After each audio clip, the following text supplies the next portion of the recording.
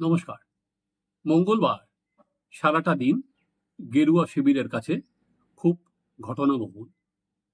বহুদিন পর রাজ্য বিজেপির প্রাক্তন সভাপতি দিলীপ ঘোষ তিনি গেলেন হচ্ছে সল্টলেকে বিজেপির দলীয় দপ্তরে এবং বর্তমান রাজ্য সভাপতি শ্রমিক ভট্টাচার্যের সঙ্গে তার দু দফায় বেশ কিছু সময় ধরে বৈঠক হলো।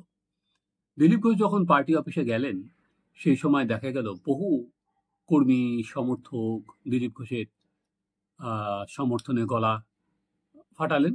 কারণ দিলীপ ঘোষের শিবির থেকে আগেই জানিয়ে দেওয়া হয়েছিল যে মঙ্গলবার দিন রাজ্য সভাপতির সঙ্গে দেখা করবেন প্রাক্তন রাজ্য সভাপতি, এবং সেই অনুযায়ী প্রচুর লোক এসেছিল এবং বহু মানুষ এসেছিল, কিন্তু মিদনাপুর থেকে, যেখান থেকে দিলীপ দা একটা সময় সাংসদ ছিলেন।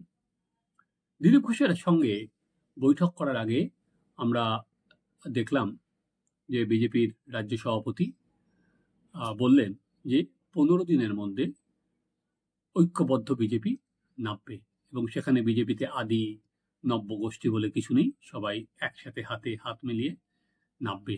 এবং তারপর দিলীপ ঘোষের সঙ্গে বৈঠক হলো এবং বৈঠকের পর দিলীপ ঘোষ যা জানালেন সেটা হচ্ছে যে পুরনো কর্মীরা সব মাঠে নামবে হৈ হৈ করে, এবং 21-এ হাফ 26-এ সাফ, এবং তারাই শ্রমিক যা বলবেন তিনি তা সব মেনে চলবেন।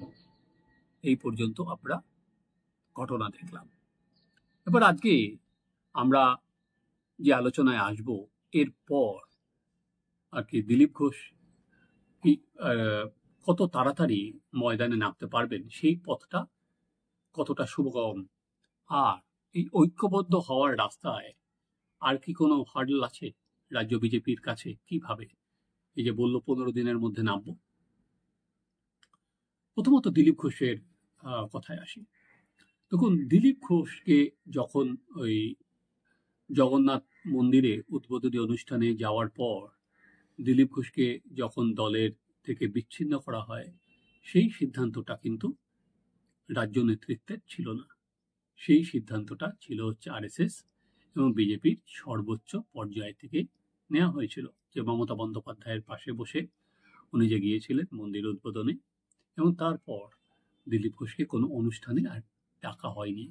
শুধু যে সেই দিলীপ ঘোষ জগন্নাথ মন্দিরের উদ্বোধন করে গিয়েছিলেন তাই নয়, তারপরে নানাভাবে উনি বিভিন্ন প্রেসে গিয়ে, বিভিন্ন সংবাদ মাধ্যমে গিয়ে যা ইন্টারভিউ দিয়েছিলেন তাতেও বিজেপির অনেক ড্যামেজ হয়। কারণ তিনি নতুন পুরনো দ্বন্দ্ব, যারা তৃণমূল থেকে এসেছেন তাদের খোঁচা দিয়েছেন, মমতা বন্দ্যোপাধ্যায়ের বিরুদ্ধে দুর্নীতির অভিযোগ নেই বলেছেন। এরপর যা হয়েছিল, বিজেপির মঙ্গল পাণ্ডে, অমিত মালভিয়া এরা এসে বিজেপির একাধিক সাংসদ, প্রাক্তন সাংসদ, জিএসদের সঙ্গে বৈঠক করেন এবং প্রত্যেকের কাছে দিলীপ ঘোষ নিয়ে মতামত চান। তারপর তারা একটা সিদ্ধান্তে উপনীত হন। এবার শ্রমিক রাজ্য সভাপতি হওয়ার পর চেষ্টা করছেন পুরনো এবং যারা নতুন মেলাতে, যেটা শ্রমিক বারবার করে বলছেন যে তিনি জানেন এটা অন্যতম হার্ডল, যে নতুন বলে কিছু নেই, পুরনো বলে কিছু নেই, যে বিজেপির পতাকা ধরে থাকবে সেই বিজেপি, যে আরেকটু এগিয়ে থাকবে সে নেতা, এইভাবে মেলানোর চেষ্টা করছেন।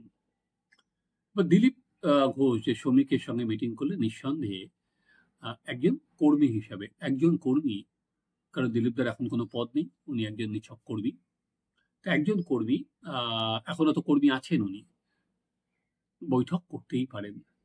সেখানে রাজ্য সভাপতিকে এসে তিনি সম্মান জানিয়েছেন, ফুলের মালা দিয়েছেন, সে বিষয় ঠিক আছে, কিন্তু হৈ হৈ করে কি দিলীপ ঘোষ কাজ শুরু করে দেবে? ধরুন বৈঠক হলো মঙ্গলবার, দিলীপটা আপনারা ধরে নিন আজকে বুধ বৃহস্পতি, এই সপ্তাহের মধ্যেই কাজ শুরু করে দেবে। তাকে কি আবার আগের মতো আমরা যেরকম দিলীপটাকে দেখতাম দাবাং মুডে, সেরকম কি দেখা যাবে? এখনো পর্যন্ত কিন্তু এক কথায় হচ্ছে না। আমার কাছে এখনো পর্যন্ত যেটা খবর, যেটা সিদ্ধান্ত হয়েছে, দিল্লির তরফে একজন নেতা দিলীপদের সঙ্গে কথা বলবেন। তিনি একাধারে আরএসএস এর ঘনিষ্ঠ এবং সংগঠনের নেতা, তাকে দায়িত্ব দেওয়া হয়েছে দিলীপ ঘোষের সঙ্গে কথা বলার। এটা সেন্ট্রাল লিডাররাই এই সিদ্ধান্ত নিয়েছেন। এই বৈঠকের পর যদি সব ঠিকঠাক এগোয়, তারপর দিলীপ দা কিভাবে মাঠে নামবেন, কিভাবে তাকে আবার কাজে লাগানো হবে, কি কাজ তাকে দেওয়া হবে, সেটা ঠিক করবেন কিন্তু কেন্দ্রীয় নেতৃত্ব, কোনো সময় রাজ্য নেতৃত্ব নয়। কারণ দিলীপ দা রাজ্য সভাপতির পর উনি কেন্দ্রীয় সহ সভাপতিও ছিলেন। তাই সুমি বলা যেতে পারে একটা যোগসূত্র রচনা করে দিলেন, একটা সূচনা করে দিলেন। এরপর হেড নেওয়ার পর কিন্তু কেন্দ্রীয় নেতৃত্বের এবং তারা নিঃসন্দেহে আরএসএস এর সঙ্গে কথা বলেই এগোবেন। যেখানে দিলীপ দাকে নিয়ে সব থেকে বড় যেটা বিড়ম্বনায় বিজেপিকে পড়তে হয়েছে, ফলে দিলীপ দার নানা মন্তব্যে দিলীপ দা যখন বলেন অত সাত পাঁচ ভেবে বলেন না, উনি যেটা মনে আসে সেটাই মুখে বলে দেন, কামান দাগিয়ে দেন। এর ফল যেটা বারবার করে দলকে অনেক সময় ভুগতে হয়েছে দিলীপ দার জন্য। তাই আগেও বহু সময় হয়েছে দিলীপ দাকে দল বা সংঘের থেকে আর কি মেপে কথা বলার পরামর্শ দেওয়া হয়েছিল, কিন্তু দিলীপ ঘোষ তো দিলীপ ঘোষই, উনি কোনো সময় সেই মেপে চলার বান্দাই নয়, তিনি চলেছেন তার নিয়ম মতো। দিলীপ ঘোষ বললাম যে দাবাং মুখ, উনি বলেন আমি বুকে দাঁড়িয়ে রাজনীতি করি। তাই তার নানা মন্তব্য কি মমতা বন্দ্যোপাধ্যায় সম্পর্কে, কি দল সম্পর্কে, এবার দিলীপ ঘোষের সঙ্গে কথা বলে তারা বোঝার চেষ্টা করবে বা দিলীপ ঘোষকেও বলবে যে তারা কি চান। এবার আমরা ঢুকি হচ্ছে দ্বিতীয় পর্যায়ে।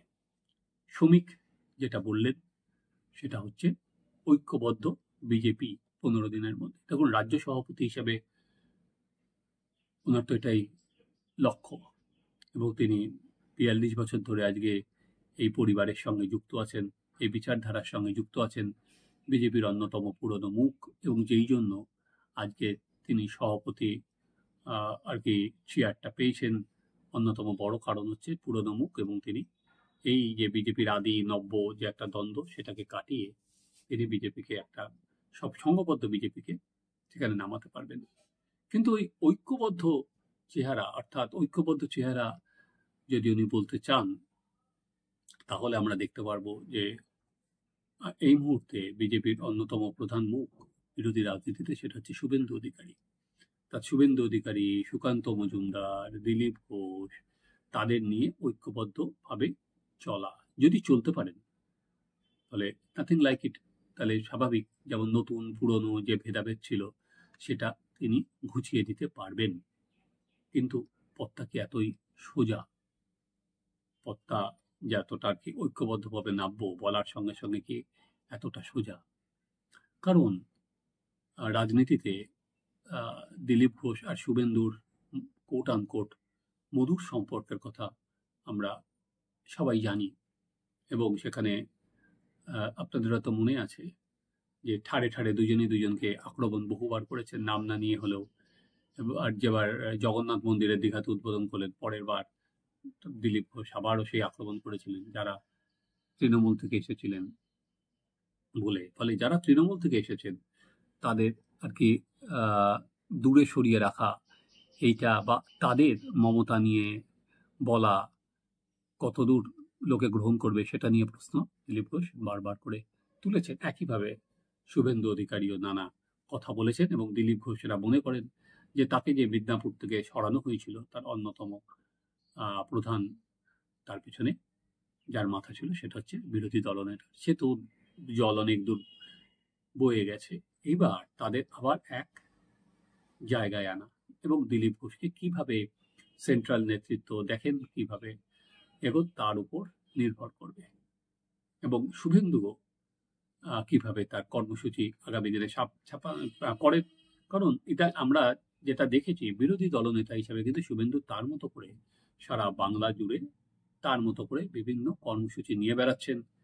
এই যে সেটা নারী সুরক্ষা যাত্রা হতে পারে বর্তমানে, যেটা শুভেন্দু নিজেই জেলায় জেলায় নানা প্রোগ্রাম করছেন, এই মঙ্গলবারই শুভেন্দু যেটা বললেন ভাইপো গ্যাং বলে 50 জনের তালিকা বার করে দিলেন, একটা ব্রোশিওর করেছেন, বলছেন আরো 950 জন আছে। ফলে শুভেন্দু নিজের মতো করে লড়াইটা করছেন বিজেপির সংগঠনের বাইরে গিয়ে। এই পর্যন্ত তো ঠিকই আছে, কিন্তু এই যে ঐক্যবদ্ধ বিজেপি বলছেন, এখনো মঞ্চের আড়ালে থেকে গেছেন কিন্তু আরেক বিজেপি নেতা, ইনি এখনো পর্যন্ত চর্চায় আসেননি। তিনি হচ্ছেন মিঠুন চক্রবর্তী। তাকে কিভাবে দল আগামী দিনে ব্যবহার করবে, কারণ সংঘ এবং বিজেপির সেন্ট্রাল লিডারদের কাছে কিন্তু এই সুপারস্টারের আর কি মুখ, তারা এই বাংলায় তারা আর কি আরো বেশি করে মানুষের কাছে নিয়ে যাওয়া যায়। কারণ এরা মনে করে যে যদি এই ভয়ের যে পরিবেশ, অনেক কর্মী বসে গেছিল জেলায় জেলায় একটা সময় যখন মিঠুন চক্রবর্তী জেলায় জেলায় যখন প্রচার করেছিলেন, তাহলে সেই কর্মীগুলো আবার মিঠুনের বলার ফলে বাইরে বেরিয়ে আসতে পারেন ভয় কাটিয়ে। তাই কর্মীদের উদ্বুদ্ধ করার জন্য মিঠুন চক্রবর্তীকে দরকার। বা মিঠুনের সঙ্গে শ্রমিকের সম্পর্ক অত্যন্ত ভালো, আর মিঠুনকে কিভাবে কাজে লাগানো হবে, তখন এটা তো রাজনীতি। তা সবকটা যে বললাম না, এটা একটা দাবার বোর্ড রাজনীতি। ফলে শ্রমিক কিভাবে তার রাজা, উজির, মন্ত্রী ওই চাল দেবেন, তার উপর অনেক কিছু নির্ভর করছে। আগামী দিন ওই যে যেটা বলল, 15 দিনের মধ্যে আপনার ঐক্যবদ্ধ বিজেপিকে দেখতে পারবেন কিনা, শ্রমিকের বলা আর 15 দিনের পর কি চলা আমাদের নজর থাকবে। এই যে পয়েন্টগুলো আমি বললাম, এই পয়েন্টগুলোকে শ্রমিককে প্রতিটা বিন্দুকে মেলাতে হবে, তাহলেই বিজেপি ঐক্যবদ্ধ পথে চলবে। চলুন আমরা সেদিকে তাকিয়ে থাকি যে শ্রমিক যা বললেন সেই বিন্দুগুলো মেলাতে পারলেন কিনা। আপনারা দেখতে থাকুন আমাদের চ্যানেল সাবস্ক্রাইব করুন, আপনাদের মতামত জানান।